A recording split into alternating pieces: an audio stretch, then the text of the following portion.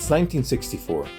You're flipping through channels on the TV after calling your new neighbors racial slurs, hoping to find a good program for the wife and kids to watch during the holiday season.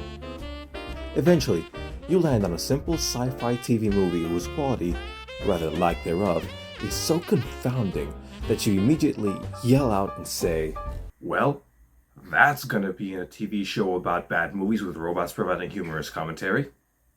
Welcome to my annual episode of Investigation Behind the Media. The gap between episodes has been exceedingly long, but I don't care. It's Christmas time, so shut up and be holly and jolly. Today's episode, as you may have guessed, is about the cult 1964 television film Santa Claus Conquers the Martians. Now, before we begin, I'm just gonna give you all a brief plot summary to catch up any viewers who haven't watched this film yet, which I'm assuming is a significant chunk of you. Let's get into it. The movie starts on Mars, where Kimar, the big evil Martian, is concerned that his children are watching too much TV programs from Earth. By the way, they're being guarded by someone who I probably wouldn't trust the children, but that's beside the point.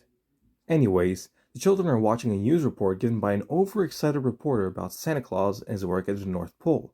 The children, as expected, are restless and want to celebrate Christmas. Kimar isn't very keen on the idea, but after being convinced by some old Yoda-type wizard Martian guy that kids should have fun, which, valid, he caves and goes to Earth to kidnap Santa.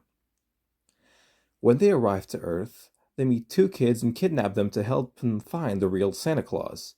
One of the Martians, Voldar, hates the idea and repeatedly attempts to murder Santa Claus and the kids. And then the ending is one twisty mess that I would not dare reveal to you. Greatest twist since The Empire Strikes Back. Personally, despite the apparent lack of quality that gave this film its cult status, I did find it pretty good. I mean, the film itself is one of the more unique of the whole so bad it's good films, and I find it oddly enough aesthetically pleasing. I don't know why, but maybe the slightly faded state of the copy I watched on YouTube gives this a slight dreamlike quality, almost like a fever dream if you take into account these really bizarre Martian costumes.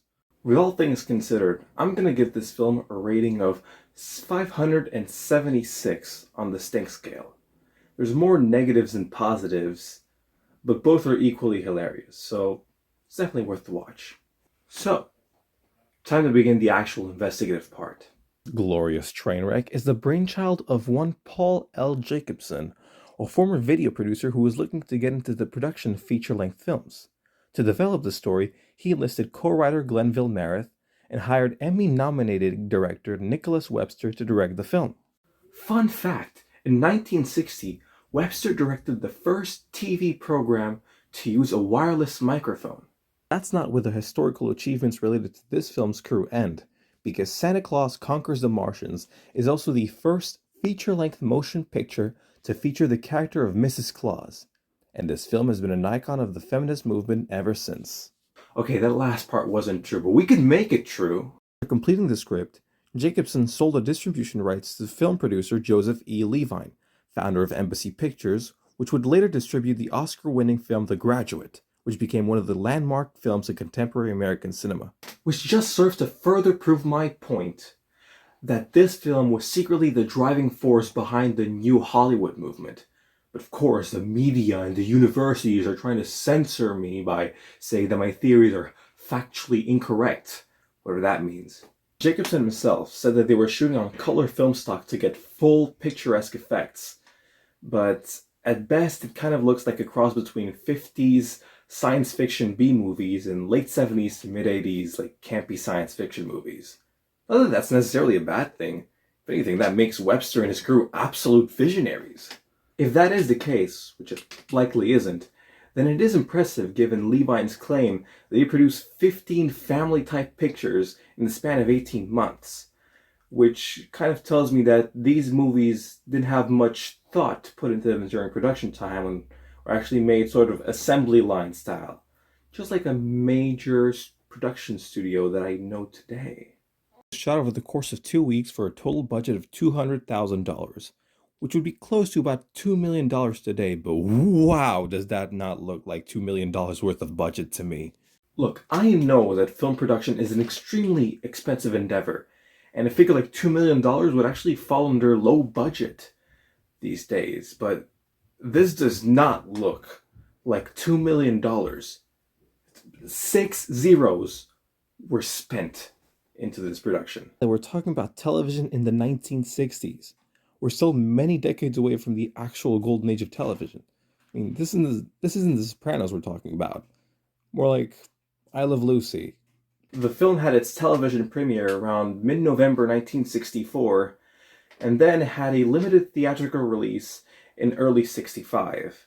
But it fell largely into obscurity until shows like Mystery Science Theater 3000 and Cannes Film Festival started airing it in the late 80s to early 90s. As with a lot of these so bad it's good movies, not only has it gained popularity through Mystery Science Theater 3000 and the other shows, it's also on the top 100 worst rated movies on IMDb, which is one of the highest honors that could be achieved by a movie like this. Now, as of the time of this video going live, which is, say, December 2023, the National Film Registry has put out its list of inductees for the year, which is 25 movies that they deem culturally, historically, or artistically significant. And unfortunately, this movie isn't part of that list, but I truly believe that if we band together, we could get this film inducted next year for its 60th anniversary. So, start a Twitter hashtag campaign already. As I was reading the Letterboxd reviews for this movie, which, by the way, you can follow me on Letterboxd, that's synrgi, I was struck by the amount of reviews that mentioned the Cold War, and I don't think this is without merit. The way to read The Martians as being a symbol of the Eastern Bloc and the dull nature of their home life being a sort of critique of communist life, with Santa Claus representing good American values, like consumerism. But in the end, my biggest political takeaway from this film is that we should really fund the arts, because this does not look like $2 million to me. In conclusion, ladies and gentlemen of the jury, this film is not guilty of crimes against cinema. For despite this having the opposite effect that was intended by Jacobson and co-conspirators, this still brings joy and amusement to the hearts of the many people who have viewed this over the years. Different method, same results. But anyways, thank you for watching. If you enjoyed this video, please give a like. Comment under this video to tell me what other obscure piece of media you would like me to do a deep dive on. And subscribe if you want to see more videos like this. But after all of this, I bid you farewell and a Merry Christmas, or if you don't celebrate Christmas, a Happy Holiday Season. Toodaloo.